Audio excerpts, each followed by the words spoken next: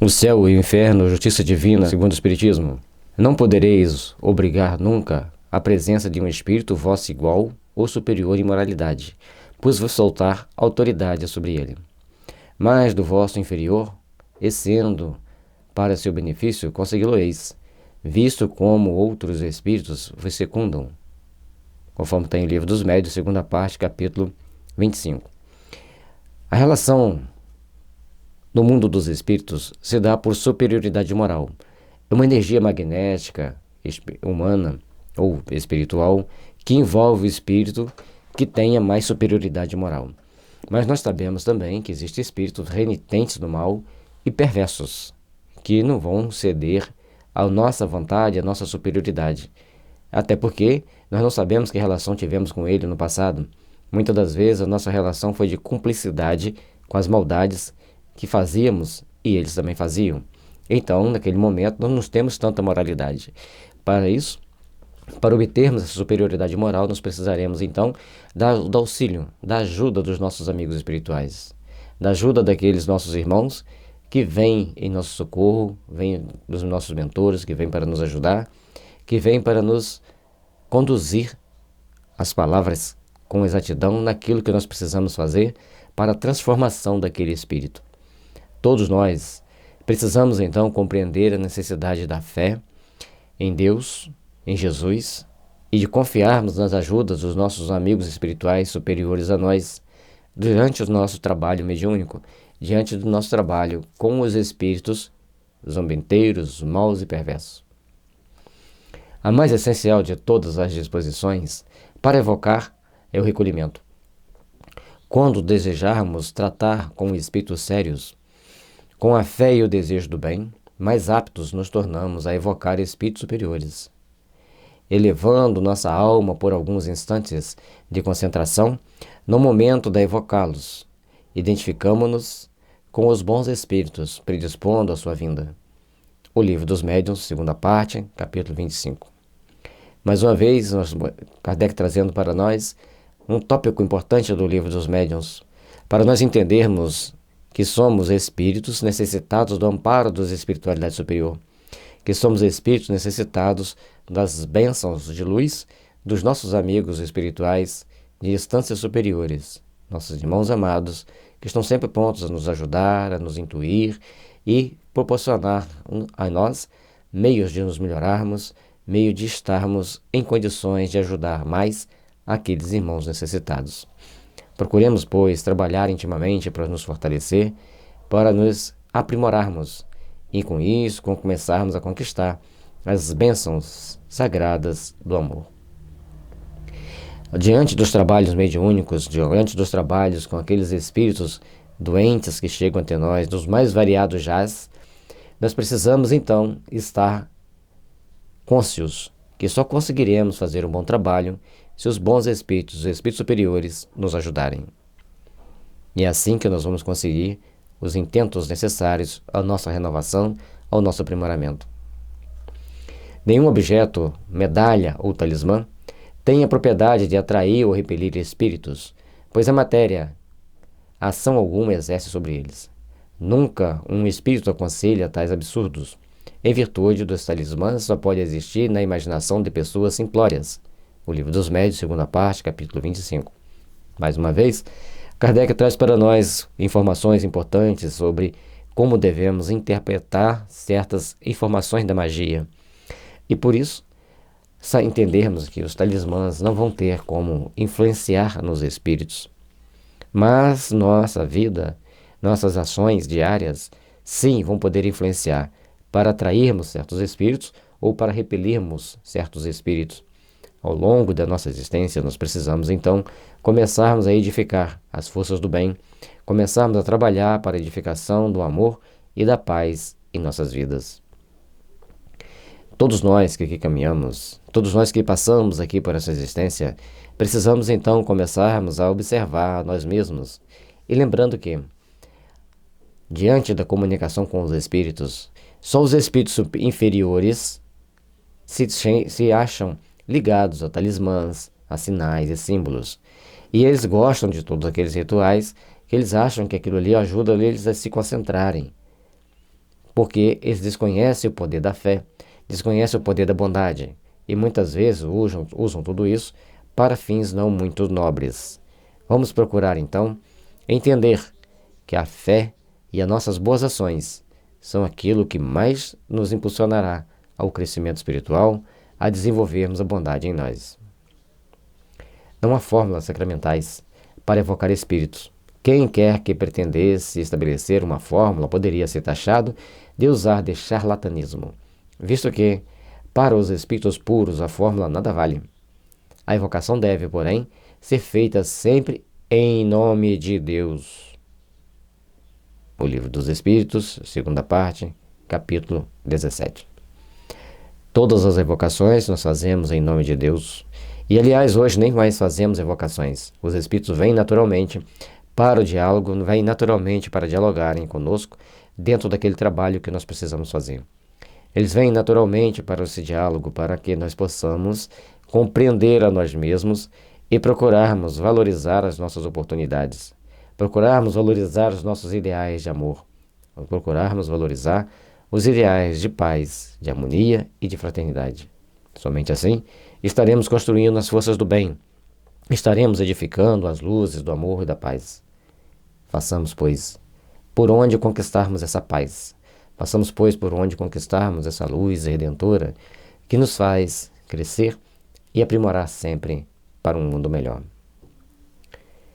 Os espíritos que prefixam entrevistas em lugares lúgubres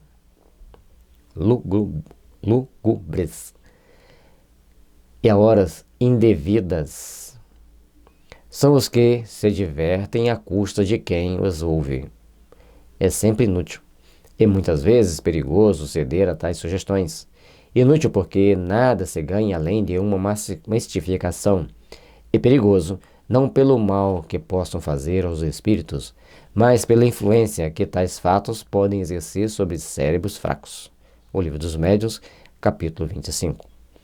Na segunda parte, no capítulo 25, ou seja, é aquele que vai nos dar o suporte necessário ao entendimento de o que se deve fazer, o que se pode fazer e como se deve entender a relação dos homens com os espíritos. Já dá para ver isso aqui? Então aqui, se o espírito fala para você encontrar com ele na moita de bambu 2 horas da manhã, você tem que lembrar que você pode ser picado por uma cobra, no mínimo, ou os riscos naturais de encontrar num lugar assim. Por isso nós temos que estar sempre atento que o local de ter encontro com o espírito é na reunião mediúnica. Local de ter encontro com os bons espíritos, uma reunião mediúnica bem orientada, onde as pessoas se unem por fé, por amor à humanidade e pelo bem-estar daqueles que sofrem. Não há dias nem horas mais especialmente propícios às evocações. Isso, como tudo que é material, é completamente indiferente aos espíritos, além de ser supersticiosa a crença em tais influências. Os momentos mais favoráveis são aqueles em que o evocador pode abstrair-se melhor das suas preocupações habituais, calmo de corpo e de espírito.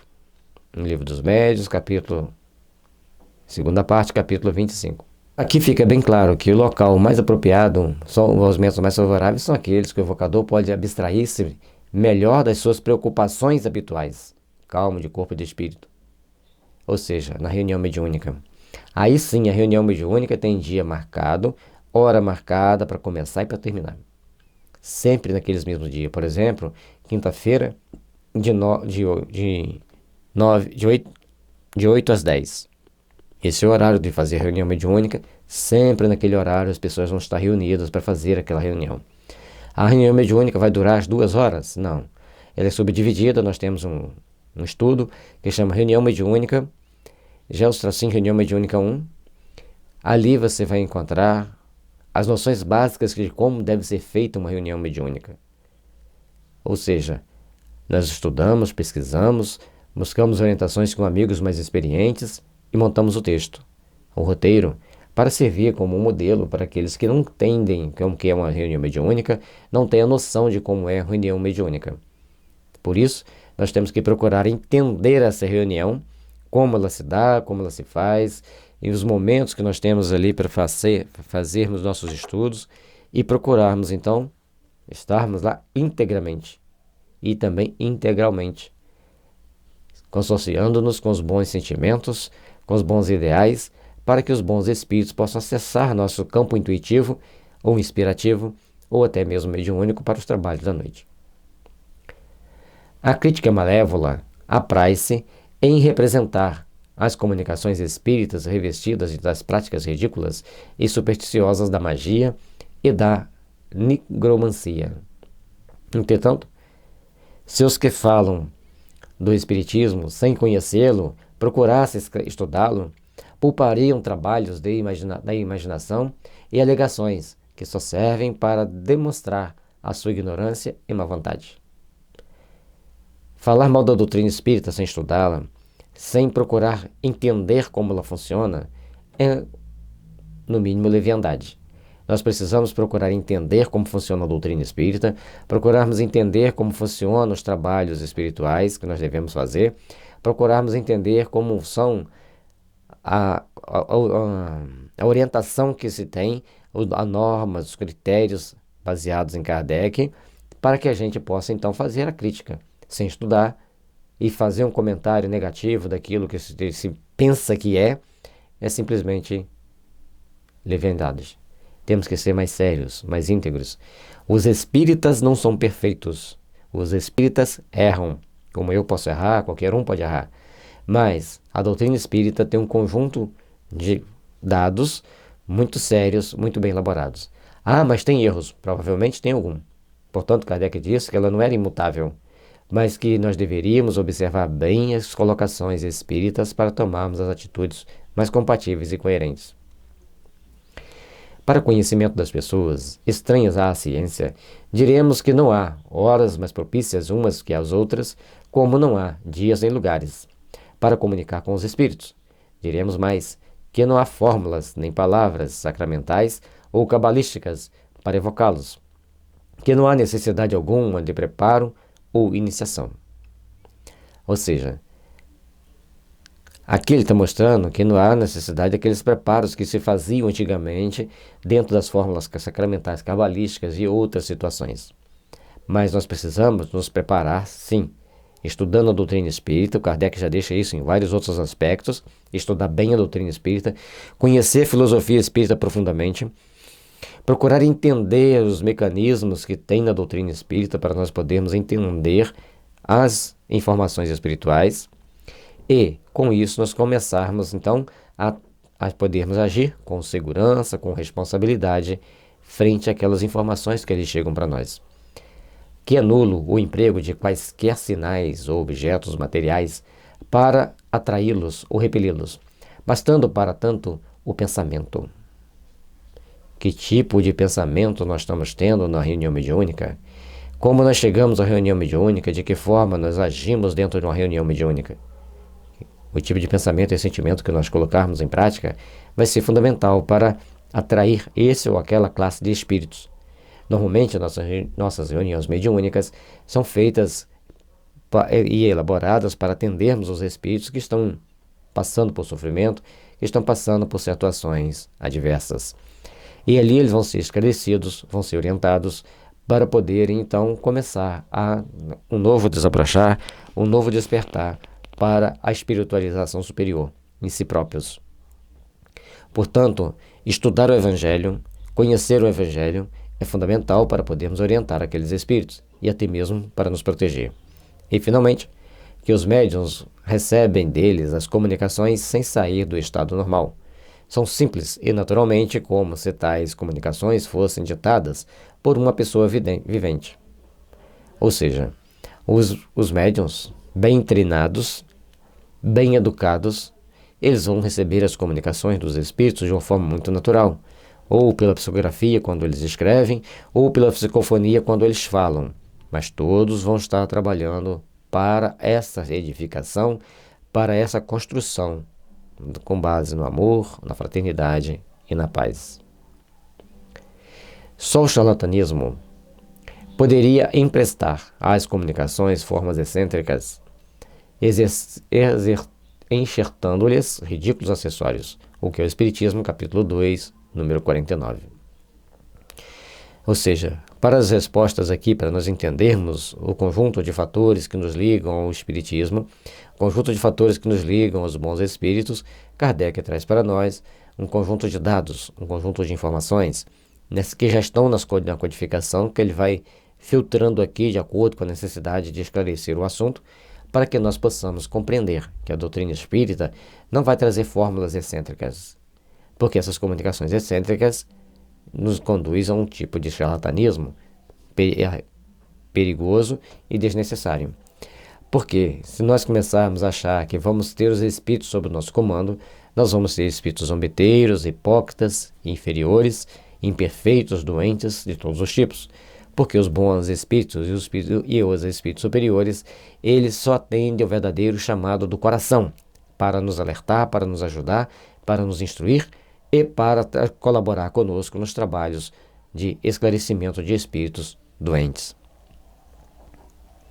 O futuro é vedado ao homem por princípio, e só em casos raríssimos e excepcionais é que Deus faculta a sua revelação. Se o homem conhecesse o futuro, por certo que negligenciaria o presente e não agiria com a mesma liberdade. O futuro começa hoje. O futuro depende das nossas ações de cada dia. O futuro é ultra transcendente. Ele transcende a todas as nossas expectativas, todas as nossas achismos de que tem que ser assim, de que tem que ser assado, de que tem que ser desse jeito, daquele outro. Então o futuro só vai ser nos mostrado dentro das nossas possibilidades, dentro daquilo que nós conseguirmos fazer de forma íntegra, de forma competente para as realizações excelsas do espírito imortal. Precisamos, pois, aprender a trabalhar intimamente para nos fazermos melhores, para nos fazermos seres conscientes das nossas responsabilidades. Absorvidos pela ideia da fatalidade de um acontecimento, ou procuramos conjurá-lo, ou não nos preocupamos dele. Deus não permitiu que assim fosse, a fim de que cada qual concorresse para a realização dos acontecimentos mesmos que porventura desejaria evitar. Como nós desconhecemos o futuro, nós vamos tomando nossas ações e vamos construindo o futuro a partir das nossas ações. Qual futuro nos espera? Não sabemos. Nós só sabemos que precisamos construir o nosso futuro. Precisamos edificar o nosso futuro. Precisamos estabelecer as forças do bem em nós e assim construirmos efetivamente as luzes do amor, da paz e da fraternidade, com atos de amor, paz e fraternidade. Qualquer coisa fora disso é criar dores e sofrimentos para cada coração. Procuremos, pois, então, trabalharmos intimamente para nos fortalecer, para nos educar o sentimento, educar o coração e buscarmos a ascensão espiritual, buscar a ascensão do amor em nossos corações, em nossos sentimentos, em nossos atos. Todos nós temos sentimentos, pensamentos, emoções, reações mentais e falamos e agimos segundo a nossa intuição, a nossa intelectualidade e a nossa inspiração. Então, como a gente pode ver, estou colando ali, né? Intuição, intelectualidade e inspiração, elas vão andar juntas. E quanto mais instruídos nós formos, mais nós poderemos, então, tomar atitudes úteis para a nossa caminhada evolutiva, úteis para o nosso despertar para uma manhã de luz. Façamos, pois, o melhor, para que o melhor nos procure. Trabalhemos, pois, para o melhor, para que o melhor se faça presente em nossas vidas. Ele, Deus, permite, no entanto, a revelação do futuro, quando o conhecimento prévio de uma coisa não estorva, mas facilita a sua realização, induzindo a procedimento diverso do que se teria sem tal circunstância. O Livro dos Espíritos, parte 3ª, capítulo 10. A partir do momento que nós vamos começar a entender que nós temos que caminhar numa determinada direção, nós então temos que procurar fazer valer e estabelecer em nós a força que nos esclarece, que nos edifica e que traz para nós o verdadeiro bem-estar que precisamos. Procuremos, assim, entender que O futuro só nos é revelado quando é necessário ao processo de estabelecimento da nossa vida, ao processo de estabelecimento de mais conforto íntimo para nós diante daqueles fatos. Por exemplo, você está numa praia e você vê a água do mar se afastando. Então você sabe que você tem que cair fora o mais rápido possível, que lá vem uma onda muito grande. Os animais, antes das águas começarem a se afastar, eles têm um sensor, um sentido mais aguçado da audição ou da percepção, e eles dão linha, correm. E quem estiver bem atento aos detalhes, correrão também. Se não correr, morre, ou vai passar alguns apertos. Por isso, desculpe, todos nós temos que estar sempre atentos aos vários sinais que a vida nos oferece, porque muitas das vezes os sinais que a vida coloca para nós vão nos falar muito mais do que qualquer sentido de adivinhação que as pessoas queiram ter. Os espíritos não podem guiar descobertas nem investigações científicas. A correlações de tsunami são um detalhe que é importante. Algumas pessoas nem ficam naquela região por processos, mecanismos de intuição. Quando os espíritos, por exemplo, intuem assim, vamos olhar aquele museu que está lá em cima naquele morro, vamos dar um passeio ali pelo aquele bosque, depois a gente vai à praia. Aí quando a pessoa olha para a praia, está lá o tsunami. Outros pegam o barco e vão para outro mar. As ondas passam debaixo do barco, ele nota um movimento estranho, que o barco sobe muito, desce e ele fica ali intacto. Nesse tsunami que aconteceu na Indonésia, nós vimos vários relatos dos mais variados possíveis. Então vamos retornar aqui. Os espíritos não podem guiar descobertas nem investigações científicas. A ciência é obra do gênio e só deve ser adquirida pelo trabalho, pois é por este que o homem progride. Mas sabemos, vamos terminar aqui o texto, né? Que mérito teríamos nós se, para tudo saber, apenas bastasse interrogar os espíritos? Por esse preço, todo imbecil poderia tornar-se sábio, ou mesmo se dar, relativamente, aos inventos e descobertas da indústria. Mas hoje nós temos a noção e entendemos que em tudo os espíritos nos conduzem. Portanto, a questão 459, os espíritos interferem na nossa vida muito mais do que imagineis. Por ordinário são eles que vos dirigem. Portanto, as descobertas científicas que tem no mundo certamente são conduzidas por espíritos que têm a autorização de intuir aqueles que estão trabalhando, que estão estudando. Lembre-se que eu falei intuição, intelectualidade e inspiração. À medida que nós vamos estudando, vamos agariando conhecimento, eles vão pela intuição e pela inspiração nos conduzindo para aquele resultado, para aquela proposta. Aqueles que têm o compromisso, aqueles que têm o dever estabelecido antes da reencarnação, na maioria das vezes, de trazer para a Terra essas informações. Portanto, as informações vêm de acordo com a nossa necessidade. As informações vêm de acordo com aquilo que a espiritualidade superior determina para a nossa edificação, para os futuros que nos aguardam. E, portanto, se você é um espírita, está estudando, dedicando aos estudos espíritas e trabalha numa área da ciência que você precisa desenvolver determinadas técnicas, determinados aprimoramentos, saiba que os espíritos estarão te protegendo, estarão te intuindo. Protegendo para você não descobrir o que não pode ser descoberto ainda. Intuindo para que você realize aquilo que está determinado para você fazer. E muitas das vezes, perdemos oportunidades maravilhosas de recebermos e seguirmos as intuições para passarmos por determinados caminhos dentro do processo de aprendizado e adquirirmos, então, a meta e o objetivo final de alcançarmos a paz em nossos corações. E também fazemos grandes realizações profissionais, até mesmo profissionais, seguindo a boa intuição.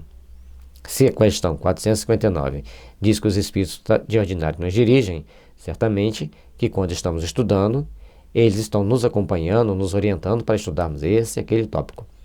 E assim acontece com a gente. Às vezes há tempos eu estava interessado em estudar um determinado assunto e eu percebia claramente quando os espíritos faziam que o meu olho voltasse para um link no cantinho da internet, ali naquele cantinho direito, e vinha aquele pensamento, clica aqui, e ali estava a informação que eu estava precisando.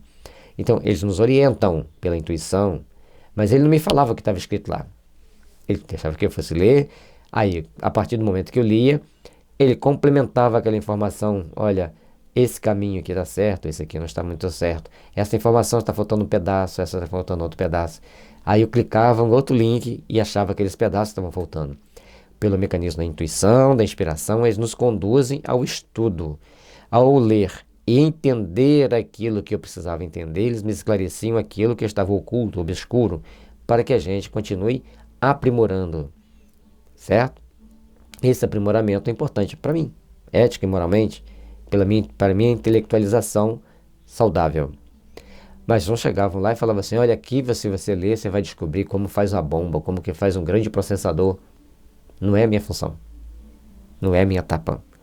Cada um segundo as suas obras, cada um segundo as suas possibilidades. Chegado que seja o tempo de uma descoberta, os espíritos encarregados da sua marcha procuram o homem capaz de levá-la até um bom termo, inspiram-lhe as ideias necessárias, isto de molde a não lhe tirar o respectivo mérito, se está na elaboração e execução dessas ideias. Assim, tem sido com todos os grandes trabalhos da inteligência humana. Foi o que a gente acabou de explicar. E lógico que a gente já tinha estudado aqui no livro dos médiuns, e aqui fica a intuição para a gente saber que existe a intuição. Não sabia o que estava escrito por memorização, não sabia o que viria depois, mas a intuição nos trouxe a explicação que fechou com o que está escrito aqui. Não inventamos nada e trouxemos então um esclarecimento para vocês embasado no que Kardec diz. Os espíritos deixam cada indivíduo na sua esfera, conforme expliquei antes. O homem apenas apto para lavrar a terra não fazem depositário de segredos de Deus, mas sabem arrancar da obscuridade aquele que se mostra capaz de secundar-lhes os desígnios. Então aquelas pessoas que, anônima dentro da sociedade, desconhecida por muitos, eles trazem um trabalho necessário àquele aprimoramento. Quando nós estávamos escrevendo o livro Homeopatia, Tratamento para o Espírito e para o Corpo, uma amiga nossa chegou para nós e falou, com uma mensagem de um espírito muito respeitável, e falou assim, olha, nosso irmão, fulano de tal, disse que terá sempre uma equipe de 25 espíritos para te proteger e te intuir para quando você estiver escrevendo esse livro. E o livro, logicamente, não é perfeito, longe disso, mas traz informações extremamente necessárias para o momento que nós estamos passando. Quem sou eu? Uma pessoa anônima dentro da sociedade.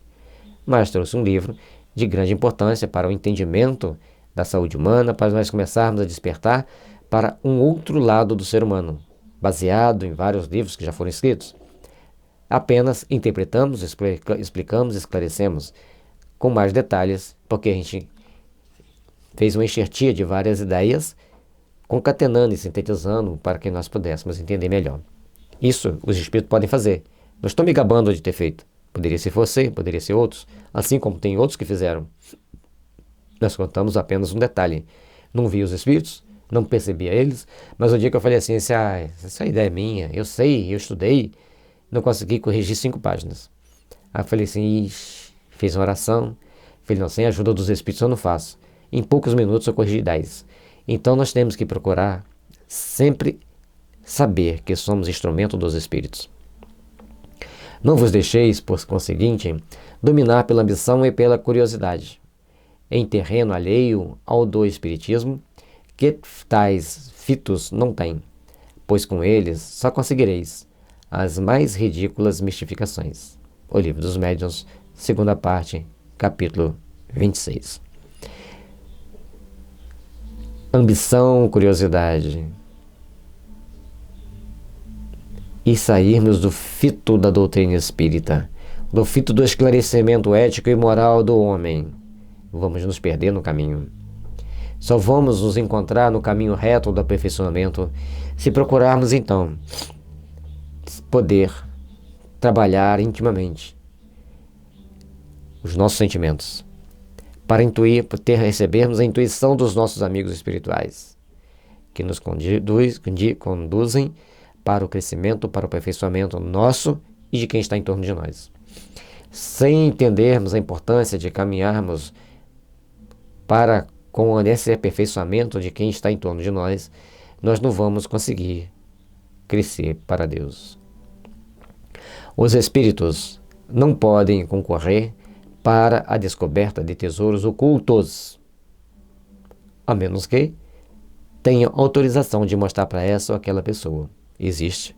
Mas não é evocando que vai chegar a informação. É sendo escolhido por eles.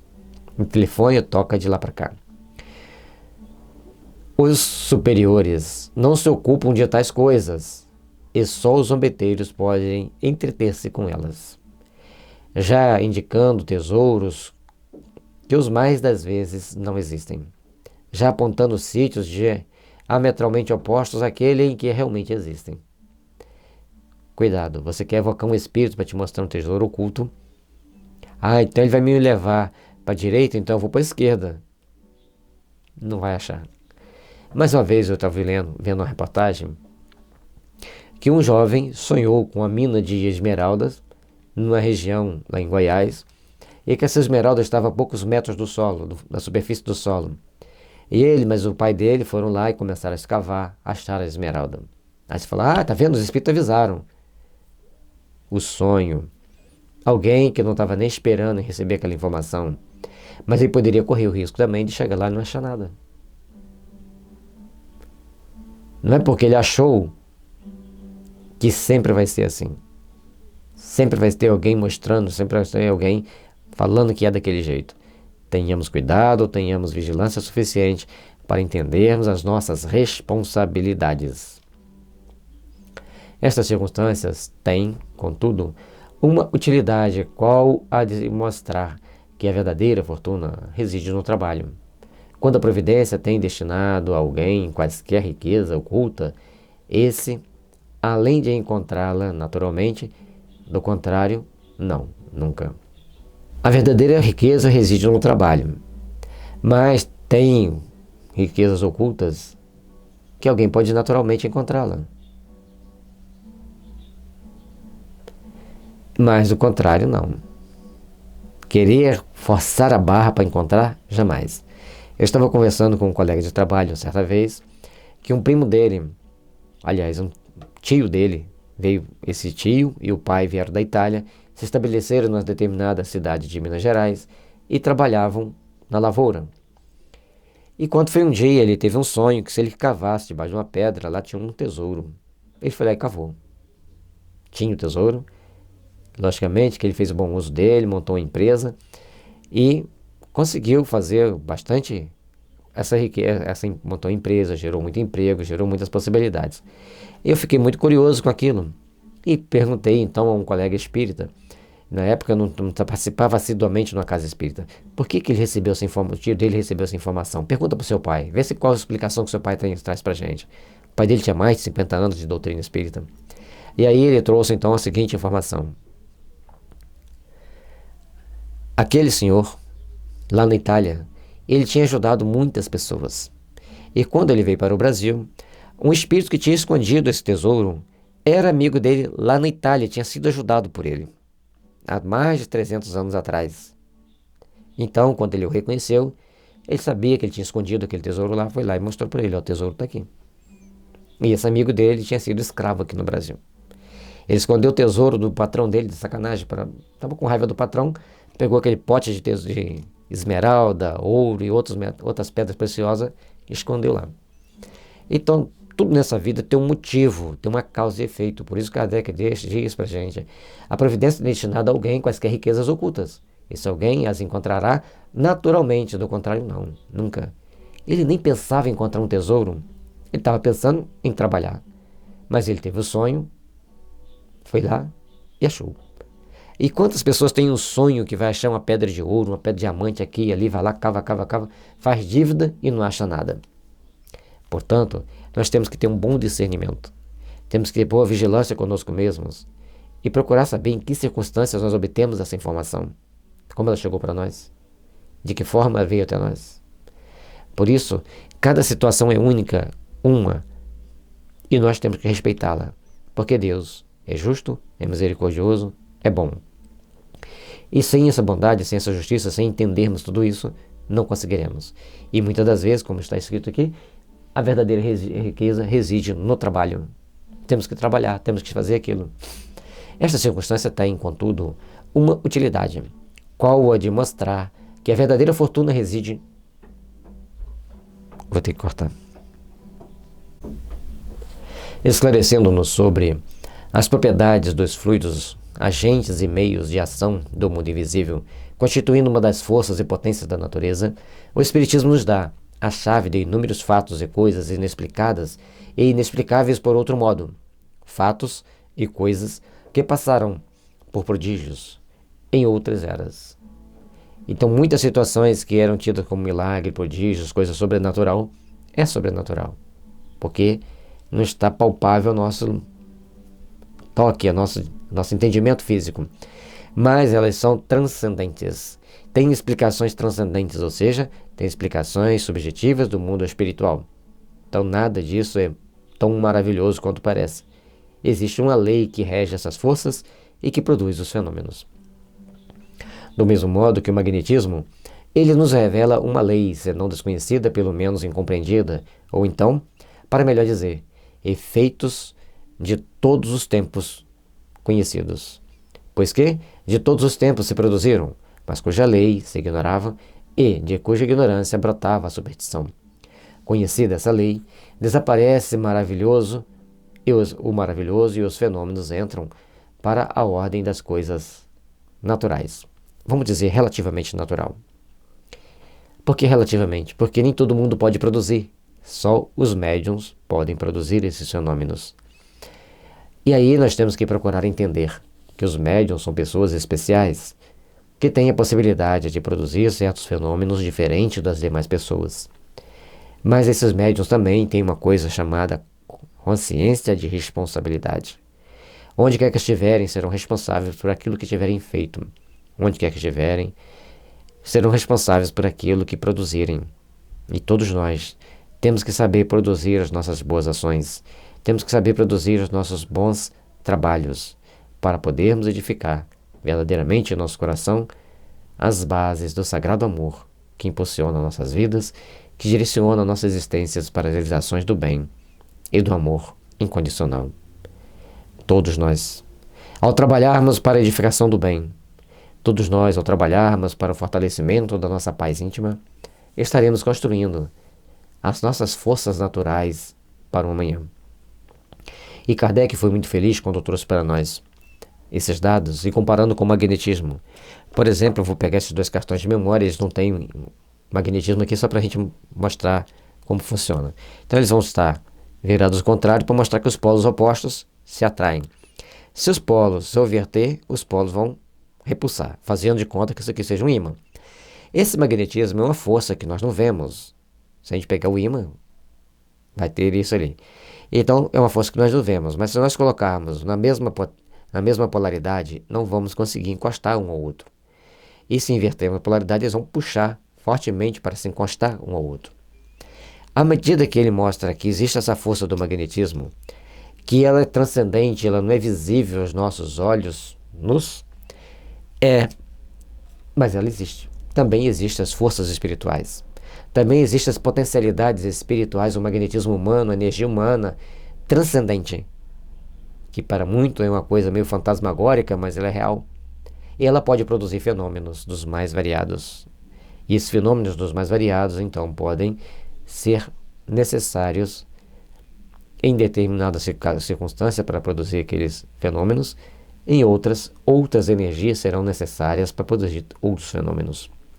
E cada médium tem a sua particularidade, tem a sua potencialidade. E de acordo com a sua intelectualidade transcendente ouvindo, ou seja, aquela que vem de milênios, ele vai produzir pela intuição, pela inspiração e até mesmo pelas vias diretas mais ostensivas da mediunidade certos fenômenos. Entendamos isso e estaremos construindo um mundo mais seguro, onde a paz e a harmonia possam estabelecer em nossas vidas. Eis porque os espíritos não produzem milagres. Fazem girar as mesas ou escrever os mortos, como um milagre não faz o médico em restituir a vida ao moribundo, e o físico provocando a queda de um raio.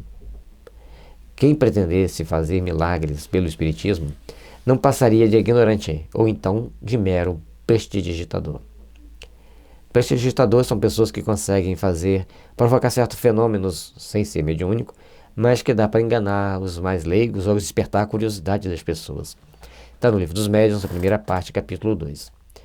O Espiritismo, então, ele vai trazer para nós a compreensão de como que um espírito pode se comunicar através de mim, a compreensão de como eu posso tomar determinadas atitudes, a compreensão de como eu posso fazer esse ou aquele efeito e ter uma condição de vida melhor. E ter uma condição de vida mais pautável às nossas leis imortais da vida. Pessoas há que fazem das evocações uma ideia muito falsa. Há mesmo quem acredite que os mortos evocados se apresentam com todo o aparelho lúgubre do túmulo. Tais suposições podem ser atribuídas ao que vemos nos teatros ou lemos dos romances e contos fantásticos, onde os mortos aparecem amortalhados com o chocalhar dos ossos. Como que você acha que é uma evocação? Como que você acha que acontece dentro da doutrina, dentro da reunião mediúnica? Essa ideia meio estranha que as pessoas colocam para si mesmas, com aquelas ideias que as pessoas começam a acreditar que existe uma coisa muito sobrenatural, não é. Então se apresentam com todo o aparelho lúgubre do túmulo. Também não vai ter isso. Não vem assim. Tais suposições podem ser atribuídas ao que vemos nos teatros ou lemos nos romances de contos fantásticos. Então, essa ideia falsa, as pessoas pegam uma ideia estranha que não tem nada a ver com a doutrina espírita e colocam aquilo ali como verdade. A pessoa lê uma matéria no jornal, o repórter tinha que produzir uma notícia. E o coitado, ele tem que vender aquela notícia, senão ele não ganha o pão de cada dia. Então não vamos condenar ele. Aí ele foi lá escrever uma história bem estranha, bem esquisita, e fala que aquilo ali é espiritismo. As pessoas saem lendo e acreditando. Cadê o senso crítico? Por isso nós precisamos então entender como funciona, como acontece e de que forma aquilo ali vai estar acontecendo no dia a dia. Para que possamos fazer dessa situação algo melhor, algo mais útil, algo mais construtivo, precisamos então estarmos mais atentos às nossas necessidades como espírito. O espiritismo, que nunca fez milagres, também não faz esse, pois que jamais fez reviver um corpo morto. O espírito fluídico inteligente, esse não baixa a campa com o grosseiro invólucro, que lá fica definitivamente. Separa-se dele no momento da morte, e nada mais tem de comum entre si. O que é o Espiritismo, capítulo 2, número 48. Entendendo que a espiritualidade nos dá condições de entender a doutrina espírita, condições de entender os ensinamentos do Espiritismo de uma forma mais transcendente possível, de uma forma que nós consigamos, então, a compreender a doutrina espírita, compreender o que a doutrina espírita traz para nós e, principalmente, saber que, para sermos espíritas, precisamos ser bons. Ou melhor, precisamos buscar ser bons, que não somos ainda bons. Precisamos gostar de estudá-la, gostar de lê-la, porque a gente lê uma vez, pelo menos a gente sabe que existe. Mas quando a gente lê a segunda, a gente descobre coisas que a gente não descobriu na primeira. E quando a gente lê a terceira, a gente vê que a gente tem que precisar melhorar a memória para aprender mais. Ou seja, o estudo da doutrina espírita é um estudo que nós temos que fazer constantemente. É um estudo que nós precisamos de fazer e nos aprimorar. Muitas das vezes a gente termina de ler e fala assim, poxa, eu não falei sobre aquilo ali. Façamos, pois, o melhor, para que o melhor nos procure. Procuremos, pois, então, começar a edificar o bem em nossas vidas, para que o bem esteja sempre nos impulsionando para um caminho mais justo, mais feliz e mais realizador. Paz e luz, que Jesus nos abençoe, nos ilumine e nos impulsione para dias melhores.